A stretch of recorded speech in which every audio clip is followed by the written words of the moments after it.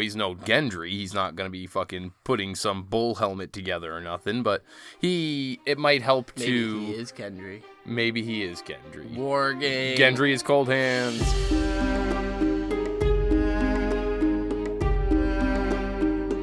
What up, and welcome to another episode of Brotherhood Without Manners, your favorite full spoiler reread podcast of George R.R. Martin's A Song of Ice and Fire series. I'm Nate, joining me as always, my brother Zach. What up? And we are currently reading A Clash of Kings. Clash of Kings, there's a clash of them. So, before we get too far into this, I should apologize up front. I am sick, not with the corona, no COVID, but I do have a bit of a cold. So, I apologize now if I am clearing my throat or doing sniffly stuffs. Gross. Yeah, it's pretty awful. I had a smaller, less intense version, so that is why I am currently sitting next to this gross, sick fool, because I'm pretty much over it myself, and so he got the worst of it. That's what I'm happens. on the upswing and feeling much better, so... But I'm getting there. Yeah, I'm getting there. Yeah, I don't think we're catched at this point. Yeah, as long as we continue, as everyone should, self-quarantining and isolating and washing your fucking hands, we should be okay. So with that being said, we are, again, reading Clash of Kings, currently Bran 5, which means that last episode we read Johnny 4. Well, John, I don't like Johnny. Oh, that's what you're well... All right. I mean, he's John, a man in black, but he ain't Johnny Cash, so... That's true. And John and his boys, the Night's Watch, had finally arrived at the place of a great fisting of the First Men, which will be the stage for quite a lot of large turmoil, moments in bad this book. Stuff. But, including the cache of Dragonglass that was found there with Goodest Boy Ghost acting a little strange. Acting very strange. Yeah, and so John found a cache containing Dragonglass obsidian and a cloak from a brother of the Night's Watch, clearly placed there to be found at some later date. But that brings us to our current point of view, which is Bran. Bran! And so last time we saw Bran, he was beginning to hear a bit about the green dreams Last time visions. I saw Bran was with some raisins in my breakfast this morning, but you continue. It keeps you regular, I hear. Good news. My poops are great. That's good. Mm-hmm. That's good. It's that raisin Bran. A full scoop of raisins in every bowl. Fucking scoop. Every box? Every bowl for me, bitch. I hope so. Hope you like Raisin Bran, because otherwise, what a pointless podcast. Last we left Bran, I dropped my phone. Oh my god, he's just destroying this episode with just nonsense. But he hit his head too on the way back up. Your head. Last we left Bran, he was receiving some green dream news from Jojen and Mira.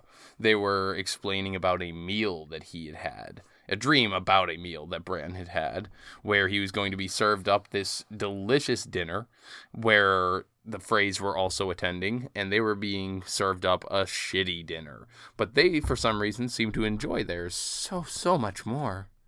I think that was last chapter, but if not, then I'm just spewing out shit, but I'm pretty sure that's what we were talking about. Yeah, Jojen kept pushing Bran to tell him what it was he dreamed about, and Bran was getting frustrated and scared because there's something about his dreams that scares him, the falling mainly.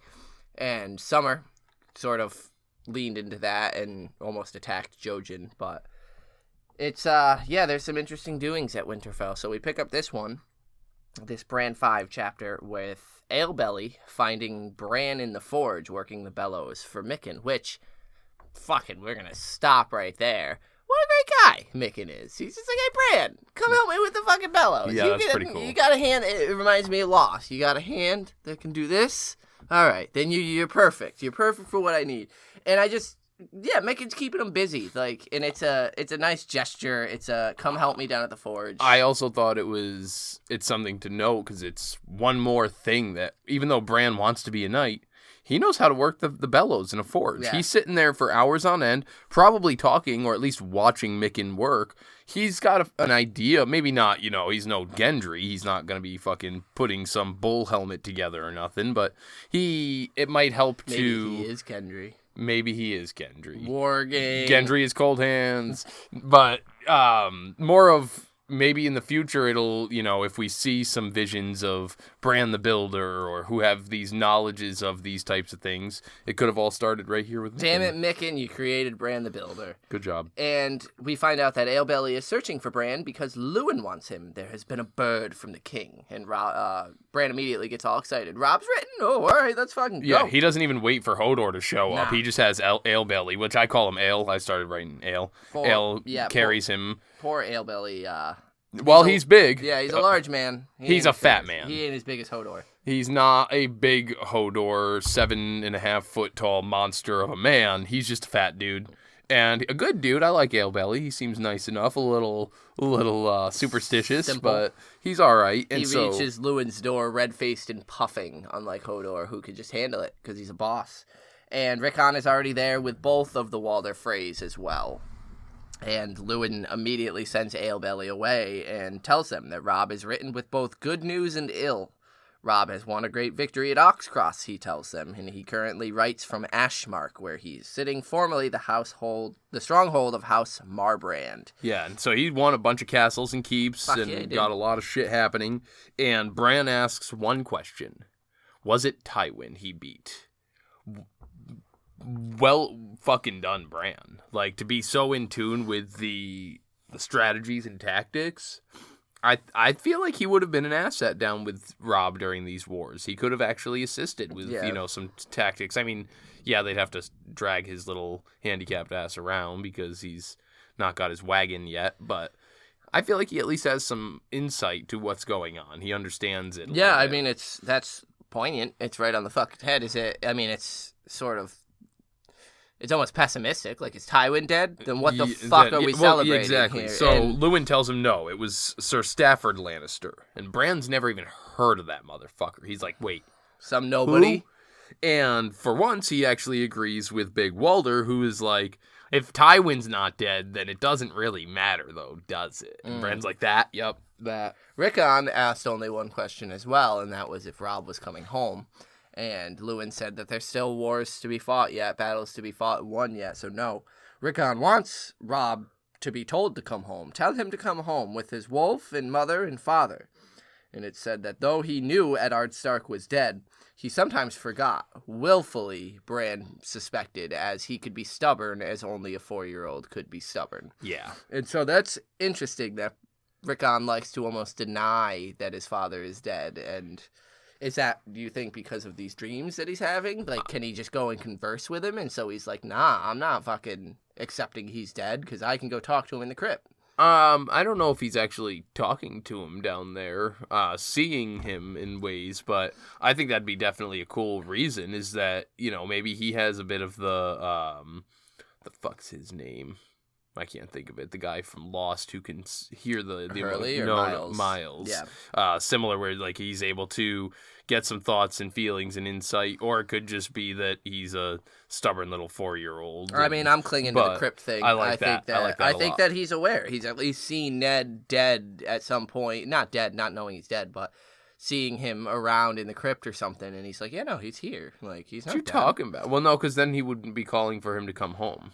Well, that's, I think, the willful ignorance versus, he knows, it's a slip up, I want father back, but no, he's in the crypts, but Bran is kind of zoning out because he begins remembering what Osha had told him. Yeah, that the true war is not to the south. Robb is marching the wrong way. You're marching your army the wrong way, you coos.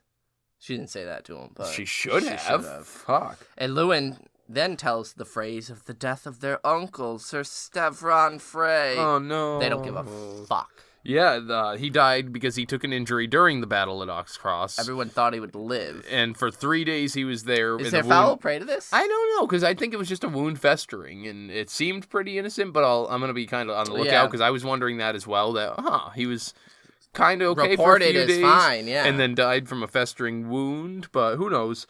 And so they immediately, there's no remorse or sadness or anything. It's, where does that put everybody in? Does that mean that he's now the heir, or no, that would mean he's the heir, you dumbass. And then they kind of argue about where they are in line and who's in line Luwin where. even kind of scolds them, saying, you should be more respectful of your uncle. He's just, shame. Yeah, shame. Yeah, that's what I thought of. because he's like, shame on you, boys. And they claim to be, we're so sad. Oh, it hurts so bad. But Bran thinks they're definitely not. They like the taste of their dish better than I do.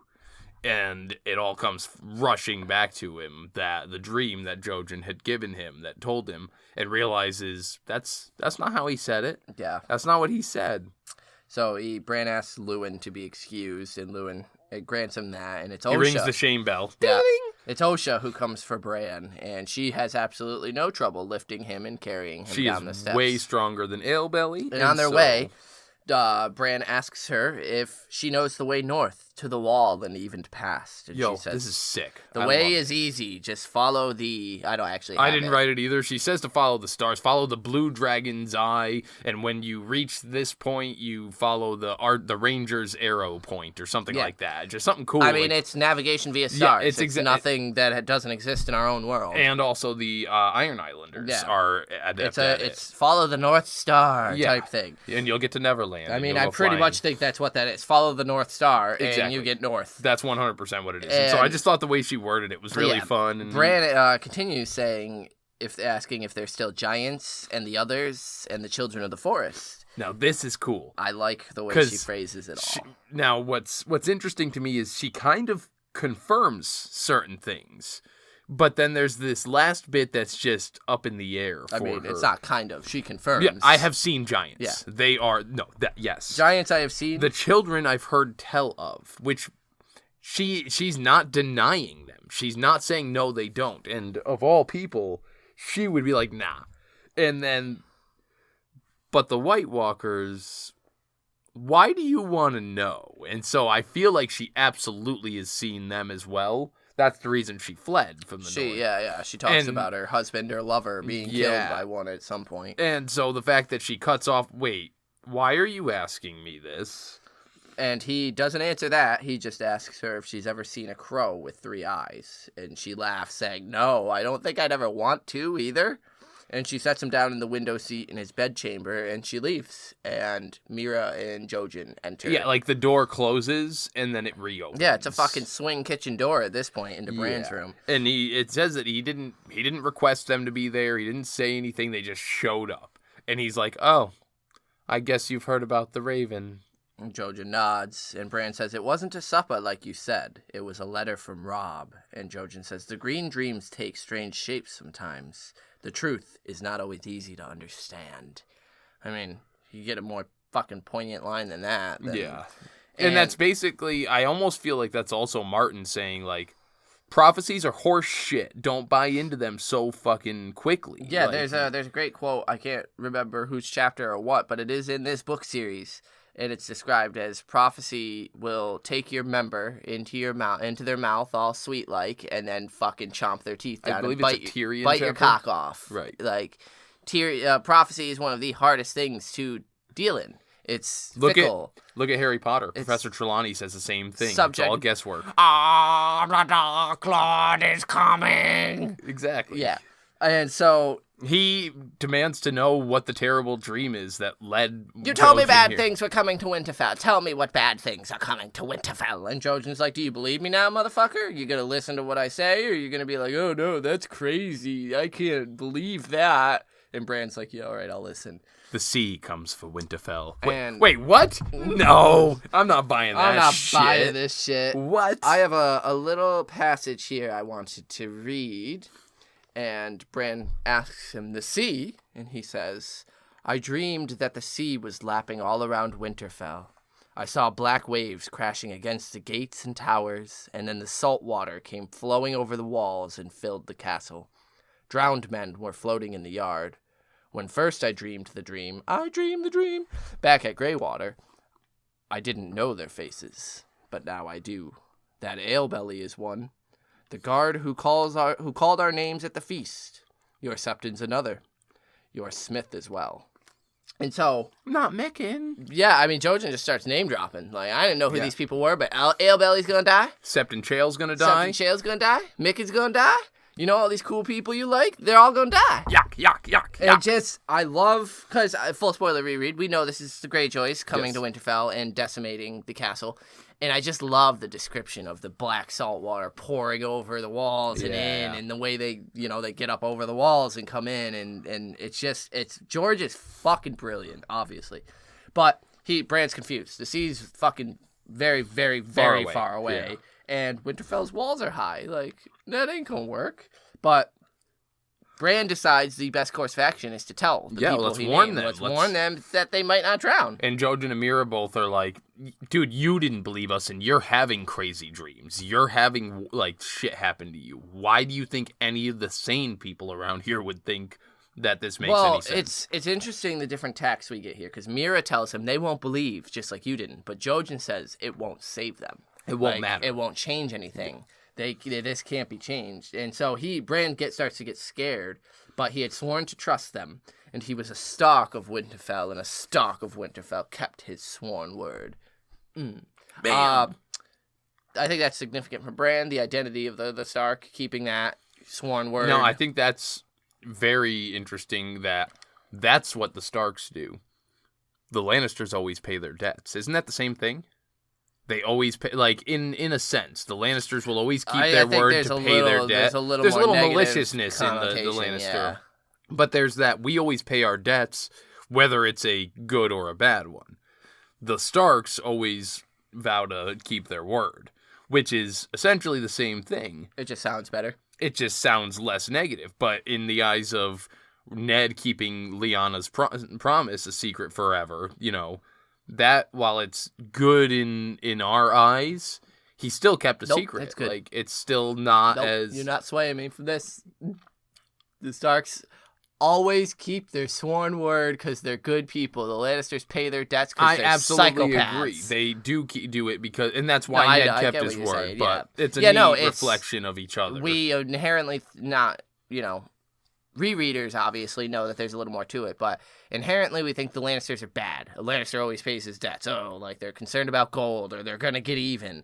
The Starks are honorable, and a Stark never goes back on his sworn word. But Ned, the most honorable man that we are presented in these books, has told a lie for damn near 17 years. Right. To his wife, to his children. Because he wouldn't go back on his word because to Lyanna. He swore a vow, and that vow fucking tortured him until his death. And anyway, Bran tells him that there's many different types of dreams. Yeah, because Jojen sits on his bed and asks him, "Now it's time you tell us about your dreams." That's it. Yeah. What do you dream, Bran? And Bran says there's many different types. There's the wolf dreams, and then there's the others with the crow who tells me to fly. And sometimes the big weirwood tree is in this one, calling my name, and I don't like that shit. That frightens me, he says. But the worst dreams are when I fall. I never used to fall. I used to go all over the castle and climb around. Mother was scared I would fall, but I never fell until I did. And I thought this was interesting, like just a foreshadowing into the character, the role that Meera is going to fit for Bran. Is she sat next to him and gave his shoulder a squeeze. Oh, hell yeah, she did. And she asked him, "Is that all? Is there more?"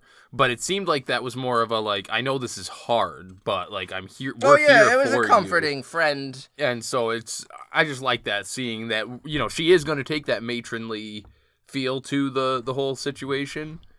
And I just thought that was a nice touch. I like the way, as soon as Bran finishes, Jojen Reed just goes, "Warg. Shape changer, beastling." Now, it's all like, it almost seems like he's fucking Warg. Like, you, yeah. back. Like, as soon as he hears it, he's like, "Witch, yeah." Like, I was thinking, because of the way that he explains some of the stuff, that the dreams where he falls, because he says that sometimes the one with the weirwood, because he has the wolf dreams are just him doing, hunting squirrels and digging holes and other cool dog shit up his stomach. Like, great stuff. Then there's the one with the three-eyed crow, where the crow is telling him to fly, and sometimes the tree is there calling to him. But the ones that he doesn't like are the ones where he's falling. I feel like those are the only actual true dreams. Whereas the crow ones are green sight, summer is warging. Yeah, these ones are nightmares. Asleep. He's just having actual fucking nightmares about that time, and those are the worst ones. Yeah, it's his PTSD. Exactly. And they're not any kind of magical or mystical It's ones. pulling in the Three-Eyed Raven and all the other stuff. But yeah, those, I see feel that. like those are the actual dreams that he has. And Yeah. those are the ones he hates. But yeah, Jojen begins calling him Warg, Shape-Changer, Beastling. That is what they will call you if they should ever hear of your wolf dreams, Bran. And I Bran's wrote, Bran is scared of being profiled. Yeah, Bran's like, who's gonna fucking call me this? And Jojen's like, everybody, motherfucker. They're all gonna laugh He's trying at to you. turn him into this, like, xenophobic, like... Yeah, man. Yeah, they're all gonna fucking call you evil. He says if people know what you are, then they are going to hate you, they're going to fear you, and some will even try to kill you. And Bran recounts, going back to that old Nan. He's like, yep, she had always told me stories of shape-changers and beastlings, and in the stories, they were always evil. Always. Is that foreshadowing for him? Is that fucking foreshadowing for him? I did the same thing. I was wondering that, because, you know, I would love for Bran to be a badass hero of this story. I would love it so much more if Martin just twists that and turns him. It would hurt so much more if he's if Bran is lost in that, the Werewood Network, and becomes just this ominous fucking figure of I can go into your mind and do shit. And it's also interesting because I thought immediately with this one of Varamir Sixskins as well. He is not a good fucking guy. No, he but straight up like basically mind rapes a wildling woman and fucking as he's dying into her body to take hold. He does what Bran does to Hodor or will be doing to Hodor, but on a more permanent level. His actual physical form dies and he goes into this fucking or tries to go into this wildling woman who was actually helping him, and it's such a violation, and that's what's explained though. Also, in even the just what he does, even what he does to Hodor is that's against the like. And I think because is it Varamir that has the prologue? Yeah, where he was explained that this is not okay. These are the rules of warging. Bran wasn't taught them. That doesn't make it any less perverse to be taking over Hodor. Bran has thoughts of it. He thinks about how, like, oh, you know, maybe this isn't. You know, Summer, it's okay, because Summer, we're kind of unbonded, and Jojen will even say here, you're kind of two beings in the same soul. But Hodor is his own individual person, and Bran is intruding on that, and so it feels a little more invasive, and the warging with animals feels fine. It feels like... comfortable. I know that's a kind of a double-edged sword. Why is it okay with animals to invade their thoughts, but not humans? But... in this world, there's a connection. There's a connection between at least Brandon Stark and the animals that he's warging. Those who have read them, the Dragon Riders of Pern by Anne McCaffrey, the dragons and their riders develop a bond. Similar to a more recent, not as good version, Aragon. They get that direct connection where they share thoughts and feelings. It's less of that, I can actually speak to you words, and they have that shared connection. And actually, Jojen goes into it here that the wolf dreams aren't dreams at all. Nah. When you sleep, your subconscious kind of allows you to open up. And when you're open like you that... open that eye. That third eye slips open, and you just kind of, because of the connection, you guys are drawn together. And so you meet there. Your soul seeks out its other half, he says. The power is strong in you, Bran. So it's... subconsciously you're doing this. Like, this is something that I actively, not that Jojen's a warg, but like, I would actively need to think about. Go warg into Summer. Yeah. But there's a connection between you two that your body is just like, nope, I'm going. Like, that's where I belong. It just happens, yeah. That's where I fucking belong. And so, and he reminds it's intrinsic Bran, in Bran. And the power, again, the power. The power is strong in you. Like, you are strong in the Force. Like, which is what Jojen said when he first ran into Summer in the Gods' saw War. how Bran in him. Yeah, so he reminds Bran, you will never be a knight. Well, because Bran says, I don't want that power. Yeah, I don't want that. I don't want it. Tough. I want to be a knight. Yeah, he says, you'll never be a knight. You're the winged wolf, but you'll never be able to fly. Not until you learn to open your third eye. Pokes him in the forehead real hard. Dude, that's like the third time you've poked me in the forehead in the last 2 days, and I'm tired Pokes him in the forehead It's garbage. I also like Jojen says, a knight is what you want. A warg is what you are. You can't change it or deny it or shove it away.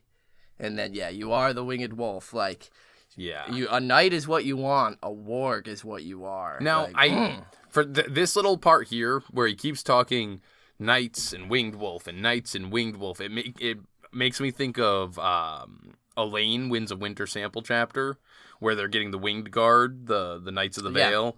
And just, I don't know why, because I don't think there's any connection whatsoever, but I just hear Winged Wolf and Knight and just kind of put the, maybe they'll end up the being wings on the Sansa's. helm. That's cool. The winged guards there or King's something. Guard. So Bran sits there and tries finding the eye with his hand. How can I open it if it's not there, and motherfucker? Jojen's like, dude, you're a fucking idiot. And quote, you're a fucking idiot. He tells him it's not something you can find with your hands. Search with your heart, Bran. Or are you afraid, you little baby bitch? Whoa, we're kind of shooting down Bran pretty hard. He's not that bad. No. Yeah, no. But I think Jojen is intentionally being kind of antagonistic at this point. He's trying to get him upset. He got a reaction last time he was upset. He got a connection with Summer. Yeah, he was trying. And so I think he's trying to stir it up because he says, "Are you afraid?" And Bran says, "Luwin says there's nothing in dreams that a man need fear." There is the past, the future, the truth. Sweet. You're about as helpful as the United States media. With that, we are going to convene our small council as Jojen's done being fucking cryptic for a moment. And we'll get you guys the deets on what's happening with us, and then we'll jump back in and finish up this Bran chapter. And here's my sound effect. Welcome to the small council. Ba-ding. Ba-ding. Yeah. That's your sound effect now? Okay, I get you. Welcome to the Small Council, where we like to throw all of our socials and ways to contact us. If you're a regular listener, you know that at the end of every... It's your favorite part of the episode, no doubt. Regular listeners, they love the Small Council. They tell us You don't need to interrupt me to tell us that, though. I do. If you're a regular listener, you know that at the end of each episode, we give our chapter inductees. We also read out inductees from listeners that have sent them in. And so if you would like to send in your own, you can do so a variety of ways. Interrupting Nate is the first one. And Zach's favorite.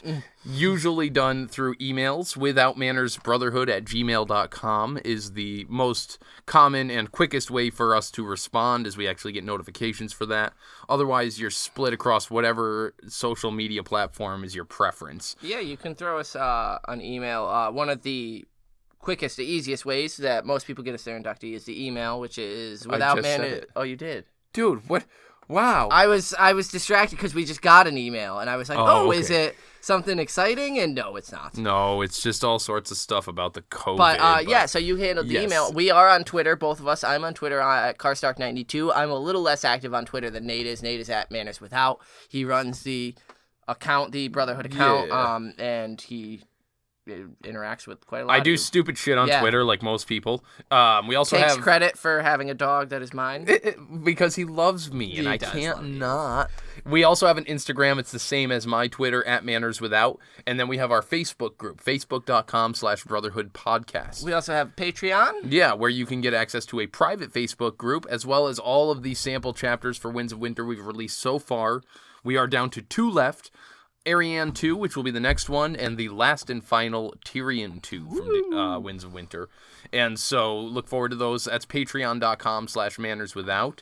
We also appreciate all of the rates, reviews, subscriptions, anywhere you do so, whether that's Podbean, Apple Podcasts, Google Podcasts, Stitcher, Breaker, Speaker. There's a million of them. That's where they can leave a review that will tell them the most relevant platform for their device. RateThisPodcast.com. Oh, hey, suckers, guess what? We also have a website. Can I finish that URL first? No. RateThisPodcast.com/Brotherhood. And our website, which you will find all the links to all of those, and that's www.brotherhoodwithout.com. The W stands for honesty. Anyway, channeling my inner George Bush Jr., Nate's Rona is showing. Yes. Before we let you get back, remember, if you are on Stitcher, you can get a month's premium free using code Brotherhood. Brotherhood. And with that, I think we're going to get back to the episode. Brotherhood.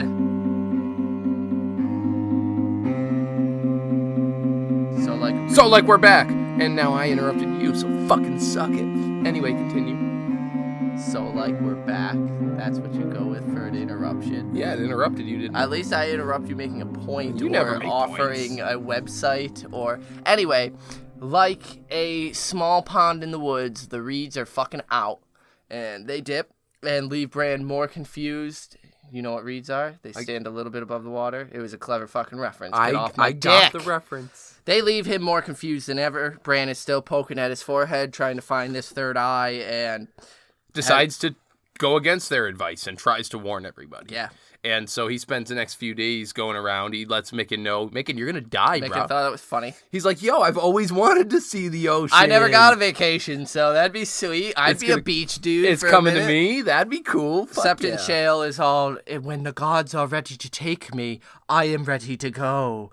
But Ale-belly. Ale-belly. Yo, he's like, hold up. Where's this Jojen foe? I'm going to talk to him. He starts having like a fucking like a existential crisis. Yeah, he's man. like, oh fuck. He goes to Jojen, and Jojen tells him the dream. And I wish we could have seen that conversation. That would be so good. Little grandfather in like fucking Ale-belly. Ale-belly just eating up every Tell me word. everything. And so he freaks. He avoids he won't go near fucking puddles. He won't take showers. He won't drink water. Yeah, he's so gross. scared. It's like you when you were 13. It's like me now. What are you talking about? Until he stank so bad that he was jumped by a group of 6 guards. 6 guards who forced him to scrub. They scrubbed him raw. While he screamed about the water. He now wanders around the castle, and whenever he sees Bran and Jojen, he mutters under his breath, darkly. Gonna die, and it's all your fault, your water. It was a few days after Ale-belly's washing that Sir Rodrik returned with his prisoner, a man named Reek. Full spoiler, yes! Ramsay Bolton is in the house, bitch! Yes, so again, as Zach just mentioned, we are full spoiler. Ramsay Snow. This is Ramsay Snow. This is not Reek. Reek was the naked man that was slain. Ramsay was about to be fucked, and he needed to do something quick, so he switched positions with his Reek and sent him out to do some vile things. I don't know what vile things he was doing naked in the field, but something vile. Pig fucker, sheep fucker, that's what I was thinking, fucking some sort of animal. But yeah, this is not Reek, this is actually Ramsay Bolton just being sly and surviving. He knew as a prisoner, as Reek, he would have more chance to stay alive, and so no one is aware of this except us rereaders, and Rodrik describes that he had served the Bastard of Bolton and helped him murder Lady Hornwood. The bastard himself was dead, they think, caught by Rodrik's men, shot full of arrows, fleeing. Lady Hornwood was found locked in a tower. Rumor says that when Sir Rodrik smashed in the door, he found her mouth bloody and her fingers chewed off. Now, I hope it was Rodrik that found her. Fucking look at what you did, you prick. Like, all you had to do was listen to this woman, which, heaven fucking forbid, you listen to a goddamn woman. Like, you could have avoided all this. So I really hope it was Rodrik. As much as I like Rodrik. Like, I like the guy. Oh, yeah, I do too. But, like, this is on you, man. This was a blunder. This is your fault. You deserve to be the person to find this and see what you caused. Her mouth is bloody from eating her fucking fingers. The amount of desperation, like... I could do it right now. I'm pretty hungry. Are you fucking kidding me? Yeah, dude, to bite your fucking fingers off. Multiple fingers. Like, she didn't just stop at one. Like, she's hungry. So hungry, I need to keep eating another one. But Ramsay wisely did everything legally. He married her legally in front of a heart tree with witnesses. With the Septon there. With the Septon. Yep. She named him her heir, and fixed her seal to it. And Luwin points out that vows made at sword point aren't valid, but... Roose Bolton may not agree at this point when lands are involved. The land is now his, essentially. And so Roose Bolton may not agree by this. And Rodrik would really like to kill Reek, but he's the only witness to the worst of the bastard's crimes, they say. Yeah. And he mentions right now, that, he's got to be there to attest for what's happening. The Manderleys and Bolton's houses, not Roose because he's down south, are still fighting currently over the lands of Lady Hornwood. I like the way it was phrased. He says, so for now, the Manderleys and Dreadfort men kill each other in Hornwood forests, and we lack the strength to stop it. There's men fighting over unclaimed land in that land. They're fighting in these forests, so there is no fucking policing of it. There is no one... Except for the fact that the Starks should. Rodrik, yeah. The Starks should, but they don't have the forces to do it. And it's not Rodrik's fault. No, it's not Rodrik. That's Robb marching south, the war. Yeah. They don't have the strength to stop that. But Rodrik could have nipped this in the bud if he had listened at the Harvest Feast. Right. And so he sternly Rodrik sternly turns on Bran and begins asking about the situation with Alebelly. What's the deal with Alebelly? Now, I give some... I don't know if it's because he learned from the Lady Hornwood mistake, but Rodrik gives a lot of attention to listens. this. He actually takes heed almost. Yeah. I mean, to an extent, but he Bran explains, Jojen has these Luwin dreams. explains. Well, Bran first mentions the sea and the green dream, and then Luwin says the Reed boy thinks that he has green sight. And I've explained to Bran the difficulties in interpreting these things and how iffy and wishy-washy it can be. He didn't deny it. Though truth be told. So now, I put a note here. There's a phrase. Everything that comes before the word but is bullshit. And he says, I've explained all this and how fake it is and how unreal it is, but... it's kind of funny. There does happen to be some raiding and pillaging along the Stony Shore right now by some Iron Islanders. Now, as we know, that was the Stony Shores where Theon was ordered to go and start raiding. And exactly as Rodrik and Luwin break it down, because we learned that... That is Martin, if you're not a rereader, that's Martin telling you what that dream means. That he's, with this... Yeah. The raiding and pillaging on the Stony Shore. Why Luwin is making that connection. The sea coming to Winterfell. No one has said that it's the fucking Greyjoys. Right. And still hasn't. Luwin is the only one who's like, but there are Iron Islanders from the sea raiding the Stony Shore. And so... Yeah, and it just said that there's raiders and reavers. They didn't say island... not even Islanders. Yeah. And so Martin was very good to keep that part out of the chapter, the word Greyjoy. Because the last we saw Theon, he was stating that he plans on attacking. He never actually said Winterfell, but it's allured to. And so it's just, if you can put the pieces together, then it makes all the sense. So Rodrik asks what else it was that Jojen had said. And he's told. Oh, I wanted to mention before we go further that the Stony Shore is being protected Leopold Tallheart, which I believe we heard about his... nephews having that little band of fucking, we're gonna go and save the world and fight. And so his nephew Benfred. Now, if you split that up, his name is Benfred. Benfred. I think that's the most fucking ridiculous name I've ever heard. Benny Freddy. Benny Freddy is fine by me because it's already obnoxious. I'm pretty sure our next Theon chapter, which is in 2 or 3 chapters here, it will be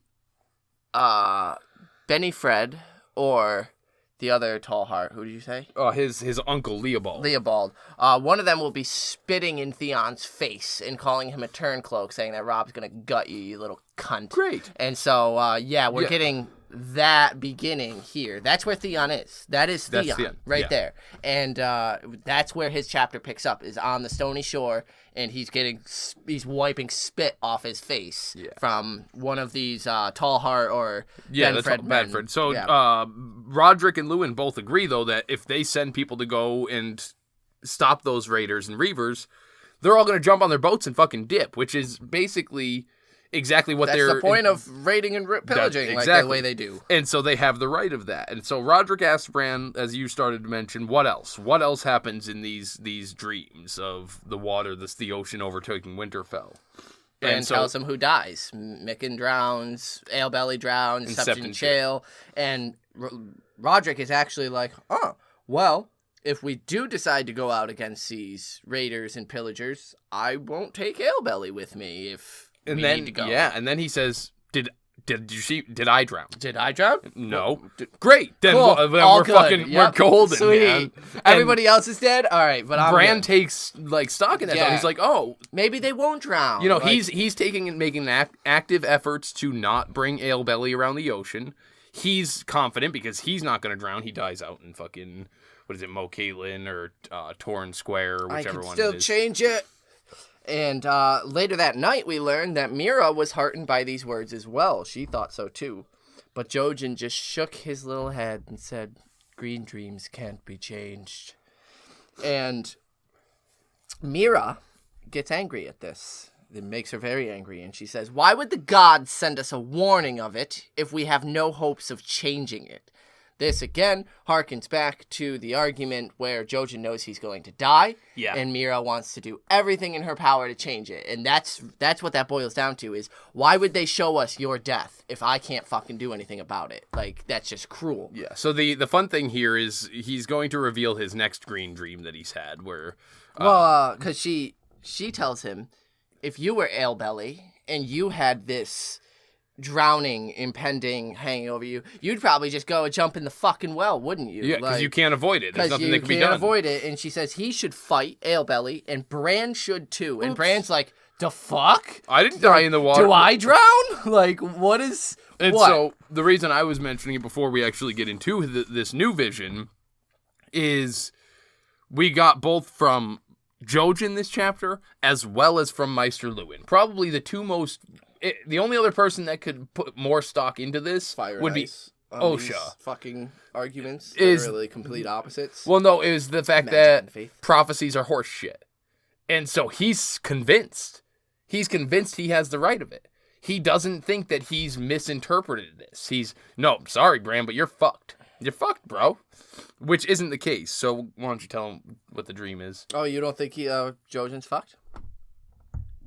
Like, you think Jojen is misinterpreting his death? No, he's misinterpreting this vision. Oh, this one. Oh, yeah, 100%. Oh, okay. Yeah, so... Obviously, Bran lives. He asks if Jojen dreamed him. Oh, but I didn't take death from this dream at all. Like, I know that's... We'll get to it. Yeah, and Bran asks, did he drown? And Jojen says, not drowned. I dreamed of the man who came today, Reek. You and your brother lay dead at his feet, and he was skinning off your faces with a long red blade. And Meera's like, well, what if I just go kill Reek now? Won't that change everything? And Jojen's like, you'll be stopped. You won't be able to kill him. Yeah, the guards will stop you. Something will happen. And Bran's like, well, I have guards too. And Jojen's like, they won't fucking matter. His mossy green eyes were full of pity. They won't stop him, Bran. I couldn't see why, but I saw the end of it. I saw you and Rickon in your crypts, down in the dark, with all the dead kings and their stone wolves. And Bran thinks to just flee, get the fuck as far away as possible, Greywater or even to the Crow. And Jojen says, it will not matter how far you go, Bran.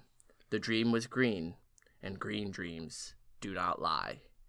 So, that's where it ends, but let's... Now, my reasoning for thinking that he's misinterpreting, it's not Bran and Rickon. I feel like it's Reek through Theon helping with the Butcher's boys. Yeah. And so him seeing him in the crypts isn't them dead, it's them hiding when Theon and them, right before they escape, they go down into the crypts and they hide in the crypts before escaping Winterfell forever.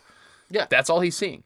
And so he's misinterpreted this to think that Reek is going to kill Bran and Rickon, and they're all going to be dead in the crypts. See, but that's not true. That's where I falter on this. But that's the obvious. Jojen knows Bran has a much bigger destiny, and it's not to die here at Reek's hand. Like, and Jojen knows this. So, like, that was my question: is why is Jojen so afraid of this one? Like, he knows that Bran needs to, because he sees Bran dying, and he's just jumped. But has he? So I guess that's my question: is has he seen no other further visions of Bran to, like, Bran is the winged wolf? Is it just he sees this chained wolf and that he needs to break him free, and that's it? And so, because it is kind of like weird. This, he can be like, oh fuck, he's gonna die. Like, I didn't free the winged wolf quick enough. Or is he purely just doing this to be like, nah, shit's going down, we need to start moving. Winterfell is gonna become a hot spot here. Because to me, his eyes are full of pity, but it's not for Bran's death. I think this is pity from Jojen because of the fact that Bran very soon is going to lose his home. And I think that's all this is. I don't think this is Jojen afraid of Bran dying. I think this is Jojen knowing this is it. This is when we have to leave. This is the loss of everything Bran has known to move him forward on his hero's journey. I don't see Jojen being terrified of Bran's death here. Like, it would be strange that he's made this trip from their home to come here and assist Bran, because he saw him taking him north to the Three-Eyed Raven or Crow or whatever, and just to all of a sudden, you died. Reek showed up. Your time limit's out. Well, and that's why I think it is. I think it's him, as soon as Reek pops up, he has this dream. Well, I guess that's the same day, so he would have had it a day or two before. But he's had this dream, and now all of a sudden, it's, fuck, there's nothing we can do to stop this. And that's why even Mira's so pissed off. Like, no, it can change. Well, I guess Mira would probably be upset about Jojen, but yeah, I feel like he is kind of falling into that trap of assuming it's exactly as he sees, is how I think it is. No, I mean, Jojen, I definitely think it's a failable person. Absolutely. You know, he's even said that they're hard to understand what they're saying sometimes. I think if Jojen's straight up like, yeah, I fear for you, I think you may die, I think that's a misread here. I think that's what I think so. This vision is showing the destruction of Bran's home, and Bran and the death of them, because it goes out that Bran and Rickon are dead. Right. That's the removing of the face and kind of putting it on someone else. Now Bran walks around freely with no one looking for Brandon Stark because Brandon Stark is dead. Yeah, it makes me think of Melisandre a lot with how she misinterprets the flames a bit. Yeah. And so it's same concept. And so, I think that vision of Reek cutting off their face is essentially saying Reek/Ramsay Bolton is going to be the catalyst that causes Bran and Rickon to become almost these faceless, not Arya related, but faceless ghosts that can go around and be unseen and still act and move, but they have to leave Winterfell. And so those, that's our thoughts and everything. You got inductee for this Bran chapter? Alebelly. Yeah, because, I mean, he's a good servant. He does what he has to. He would go to war for the Starks. He carries Bran as best he can. He's a big guy. He can't help it.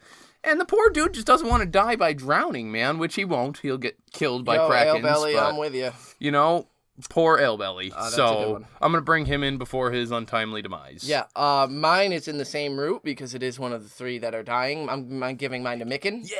Because I really liked the opening where Bran is I just see him, with his broken legs just kind of chilling over like an unused anvil as he's just sitting there pumping the bellows. And Mikken's, now what I'm doing is folding the steel a couple times you see this ridge? I got to work this ridge out. And just... I think it's such a cool scene. Yeah, it shows the people of Winterfell to be, this is their lord. Like, Mikken should be, groveling but no, come here, little lord. Like, come sit in the forge with me and help me with the bellows. Help me work the bellows. And then the fact of his reaction to like, oh, shit, the beach is coming to me? Fuck yeah. I'm not a frequent flyer, so like, that's sick. So Mikken for me, and I'm going to be sad to see him go. And we did, of course, get an inductee from our favorite French fry, Julian. He says, hello, America. Wow. On behalf of America, I would like to say hello. Interesting chapter. Finally, Bran got the dinner served and believes the reads. I'm starting to unveil new intrigues, such as that Reek character. Spoiler, it's not Reek. He's aware of that. I know I'm saying it again. And the Jojen Green dreams about him and the Stark brothers. Wow. And why does it say the bastard is dead? Jesus, after such a great introduction, he sure as hell wouldn't be dead to me, even if I hadn't seen the TV show. My inductee would be Mira. That's a good one. I always debate the reads. No, there's always great ones. There's always good ones. She's so badass, and she's so ready to prove Jojen's dreams? Wrong by killing some people in the process. I love that solution. Yeah. What if I just go kill him right now? Go get him, Mira. And he says, have a nice day there. Ciao. Valar Dohaerix. So Thank you, Julian. Outstanding. Yeah, no, definitely she is referring to multiple dreams. I love Mira Reed, man. She is such a good counter to Jojen. She's a great sister. She's this protective, I want to be there for him, but I understand what he's doing. Oh, yeah, purpose. Not even just personality. I think having Jojen, the quiet, almost all-seeing, let me tell you your future, and then this, let's go kill this guy so none of this shit happens. Like, they're and that's I like that, awesome especially now, because we haven't seen them in any kind of fighting besides messing around with Summer in the Godswood, but we don't know how good of a fighter she is. But she's like, yo, let's just go fucking shank him. Yeah. We'll just done. Yeah. So Julian, thank you. Mira Reed is always welcome in the Brotherhood here, as is any Reed, really. Yeah, and don't forget you can send us your inductees. You can check out how to do so in the small council. Otherwise, I think we're about that about does it for Bran. Winterfell. Next time we're joining Winterfell will, I believe, be through Theon's eyes, but that could be wrong.